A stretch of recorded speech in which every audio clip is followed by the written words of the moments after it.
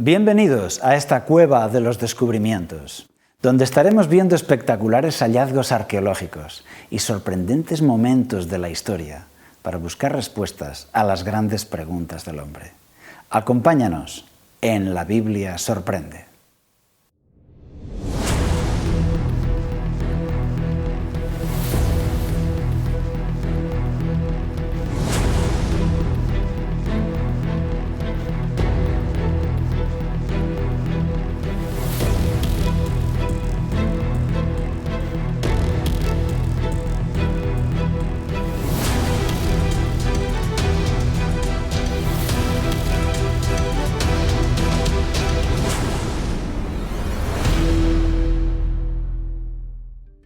En el programa de hoy veremos: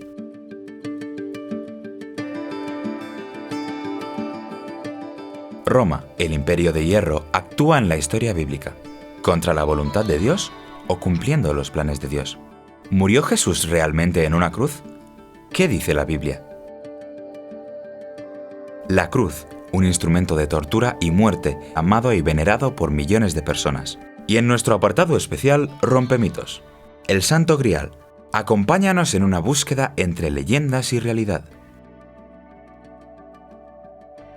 El Imperio Romano, uno de los imperios más impresionantes de la historia. Y hoy estaremos viendo aquí cómo Dios lo usó para cumplir las profecías bíblicas. Efectivamente, en primer lugar en el libro de Daniel, capítulo 2, donde aparece como las piernas de hierro de una tremenda estatua. ¿Y por qué hierro? Bueno, las legiones romanas eran llamadas en la historia las legiones de hierro y efectivamente ahí están representadas en la profecía de Daniel 2 con esas piernas de hierro. Y tal como dice la profecía, después del imperio griego, ahí estaría Roma ocupando su lugar en la historia, tal como la profecía había prefijado. Y también, con una precisión cronológica, Roma va a ser el martillo para destruir Israel. Así fue, tal como estaba predicho en la profecía de Daniel 9:26. El pueblo de un príncipe que ha de venir destruirá la ciudad y el santuario, y su final llegará como una inundación. Y así fue, porque en el año 70 después de Cristo, el general romano Tito destruyó Jerusalén y el templo cumpliendo esta profecía, tal como el profeta Daniel lo había dicho. Tito fue para aplastar una rebelión, pero él no sabía que estaba cumpliendo esa profecía bíblica. Y nuevamente Roma va a cumplir la profecía, porque va a ser Roma el brazo ejecutor de Jesús. Serán los soldados romanos los que clavarán a Jesús en la cruz cumpliendo su sentencia de muerte. Tal como estaba escrito en la profecía de Daniel 9:26. Después de las 62 semanas se quitará la vida al Mesías. Esta profecía cronológica nos lleva al año 31 después de Cristo, justo el año en que Jesús fue clavado en la cruz por orden de Poncio Pilato. Y nuevamente Roma viene a cumplir las profecías con el nacimiento de Jesús. Los padres de Jesús vivían en Nazaret. María quedó embarazada y esperaba un bebé que iba a nacer en Nazaret. Sin embargo, la profecía bíblica decía que el Mesías nacería en otra ciudad, en Belén de Judá. Como dice Miqueas 5:2, pero tú, Belén Éfrata, tan pequeña entre las familias de Judá, de ti ha de salir el que será el Señor de Israel, y sus orígenes se remontan al inicio de los tiempos, a los días de la eternidad. Dicho de otra manera, ellos vivían en Nazaret, pero la profecía indica claramente que nacería en Belén de Judá. Es por eso que cuando los magos de Oriente hablaron con el rey Herodes, Herodes quedó preocupado que el gran rey iba a nacer y consultó a sus rabinos que le señalaron la profecía. Iba a nacer en Belén de Judá. Tristemente, fue por eso que Herodes decidió matar a todos los niños, la gran matanza de los inocentes, tratando de exterminar a Jesús de Nazaret. ¿Qué sucedió entonces? Pues que el emperador Augusto vendría otra vez a ayudar al cumplimiento de la profecía. El emperador Augusto decretó un censo de forma que todos los varones de Israel tenían que desplazarse a la ciudad de sus padres para ser censados. Y fue así como los padres de Jesús viajaron a Belén de Judá.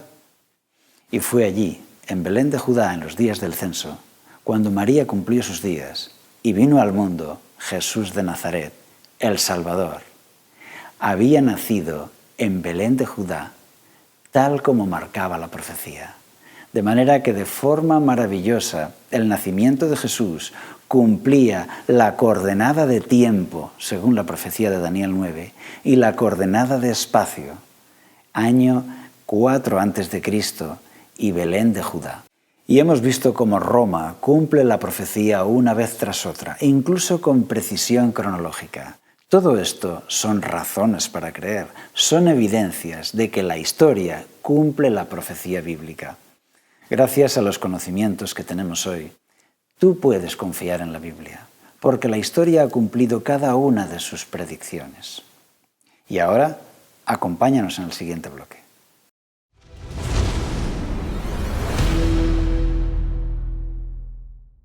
La cruz es uno de los símbolos más comunes en nuestra cultura y traemos aquí algunas de ellas.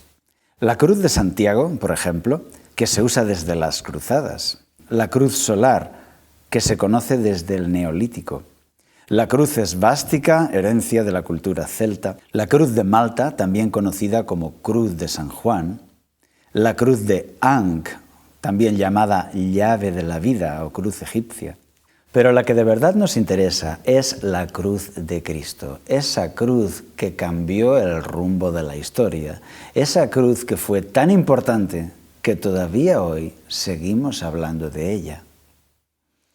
La cruz es básicamente una tortura, un tormento, un sistema ideado para causar el máximo sufrimiento a una persona. Eso fue lo que sufrió Jesús. Muchas veces se ha hablado de qué forma tenía la cruz. En la antigüedad simplemente clavaban a la persona a un árbol y ahí se quedaba clavada durante días. Los persas tenían la crucifixión en un poste vertical. Los romanos solían crucificar o en una cruz en forma de X, en una cruz en forma de T o en una cruz en forma de cruz latina. ¿Cómo fue crucificado Jesús? Aunque no podemos saberlo a ciencia cierta, muy probablemente fue en una cruz latina. Porque la Biblia nos dice en Lucas 23:38, había también sobre él un título escrito con letras griegas, latinas y hebreas. Este es el Rey de los judíos. Si tenía un cartel colgado sobre su cabeza, sin duda es porque tenía algún tipo de mástil, algún poste vertical para sujetar ese cartel por encima de su cabeza. En la crucifixión romana en tiempos de Jesús, el condenado salía de la cárcel con los brazos abiertos, atados a un palo horizontal que llamaban patíbulum, y él recorría la ciudad con ese palo atado a sus brazos. Uno de los extremos estaba atado a uno de sus pies para que fuese más penoso y más difícil caminar entre los latigazos de los guardias. Podemos imaginar a Jesús caminando de esa manera entre los azotes de los soldados. Cuando se llegaba al lugar de la ejecución, ese palo horizontal se colgaba del poste que estaba clavado en el lugar de ejecución y ahí quedaba crucificado el condenado. Sangre, nubes de moscas, deshidratación y las burlas de las personas que estaban alrededor. Todo eso creaba una atmósfera verdaderamente satánica que podía durar días. Se ha hablado de si Jesús fue clavado en las manos o en las muñecas. Efectivamente, si se clava un clavo en las manos, la persona por su propio peso desgarra las manos y cae al suelo. Pero en un crucificado, cuando los brazos están atados con cuerdas al patíbulum, no puede caer y perfectamente se le puede clavar un clavo metálico en sus manos. Por otra parte, la palabra que aparece en la Biblia para muñeca y para mano es la misma, de forma que no es posible determinar por el texto dónde clavaron esos clavos a Jesús. En una excavación arqueológica encontraron que uno de los esqueletos tenía un clavo metálico clavado en su tobillo. Era una víctima de la crucifixión. Y ahí se aprendió mucho. Ellos ponían las piernas de lado para que con un solo clavo atravesase los dos tobillos y quedasen clavados en la madera. Pero lo más importante no es saber cómo fue crucificado Jesús, sino por qué. ¿Entendemos por qué Jesús murió en la cruz? Vamos a verlo ahora con una batería de textos. Primera de Pedro 1:19 dice que fuimos rescatados con la sangre preciosa de Cristo, como de un cordero sin mancha y sin contaminación, es decir, murió para pagar el precio por ti y por mí. Isaías 53:5 dice: mas Él herido fue por nuestras rebeliones, molido por nuestros pecados. Por darnos la paz, cayó sobre Él el castigo, y por sus llagas fuimos nosotros curados. Hechos 20:28 nos dice que Él salvó a la iglesia del Señor, la cual Él ganó por su propia sangre. Juan 3:16 dice: de tal manera amó Dios al mundo, que ha dado a su Hijo unigénito, para que todo aquel que en Él cree no se pierda, sino que tenga vida eterna, una vida entregada por amor. Romanos 5:8 dice: pero Dios muestra su amor para con nosotros, en que, siendo aún pecadores, Cristo murió por nosotros. De manera que lo importante no es cómo murió en la cruz, sino por qué Jesús murió en la cruz. Porque Él, estando en el cielo, vio a la raza humana caída y decidió venir para salvarla. Pagando con su vida, entregó su vida por la nuestra, pagó el precio del rescate para conseguir tu salvación y la mía. Esto es cierto para aquel que lo cree. ¿Ya has oído hablar del Santo Grial? Pues acompáñanos en el próximo bloque.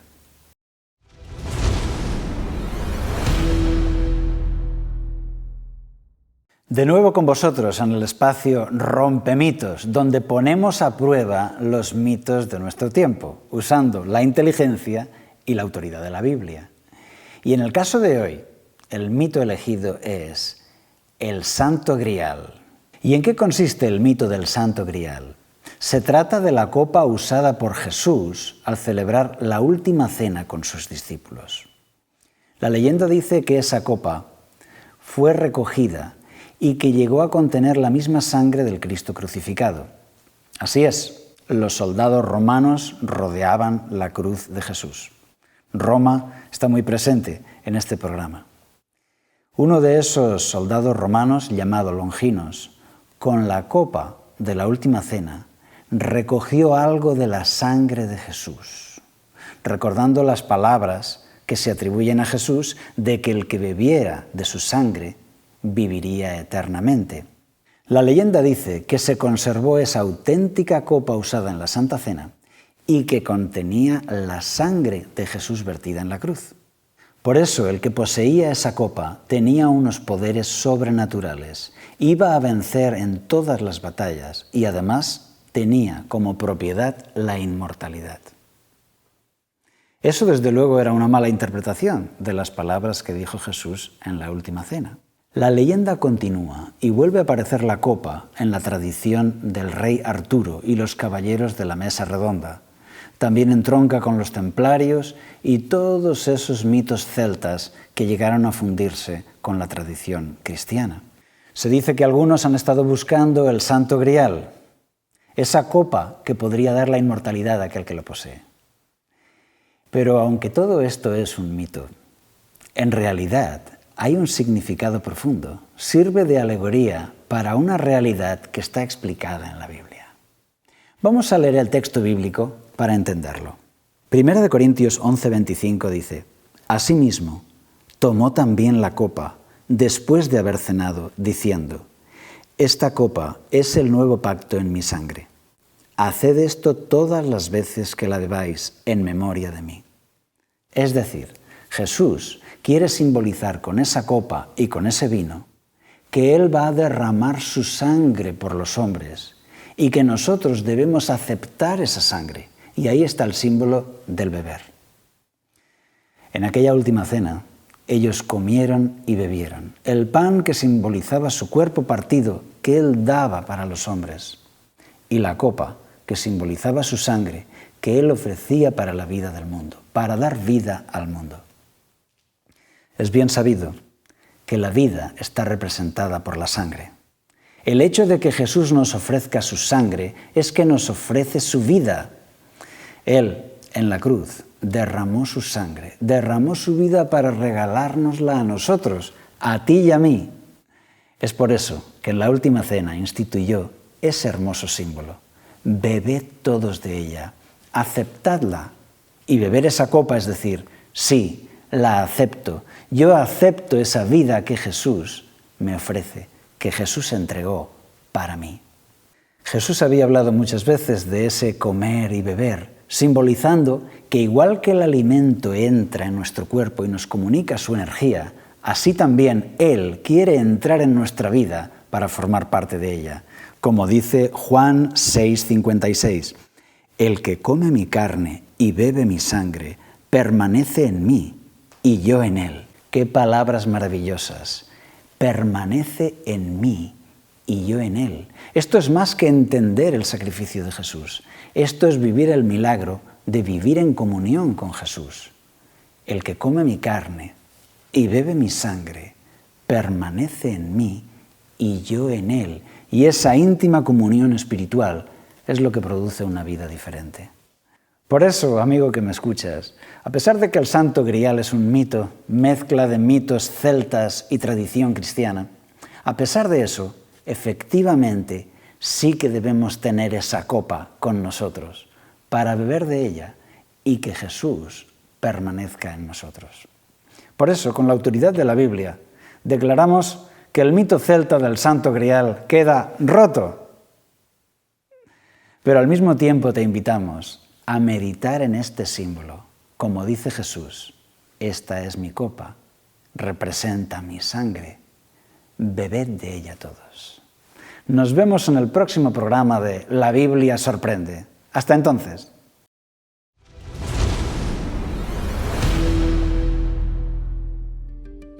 En este programa hemos visto: el Imperio Romano fue usado por Dios para cumplir profecías bíblicas. La cruz es el símbolo cristiano más querido, donde Cristo dio su propia vida en rescate por la nuestra. El Santo Grial no existe, es la combinación de un mito celta y una leyenda medieval. Beber la sangre de Cristo es lenguaje simbólico. Describe una experiencia espiritual renovadora, la relación personal con Cristo.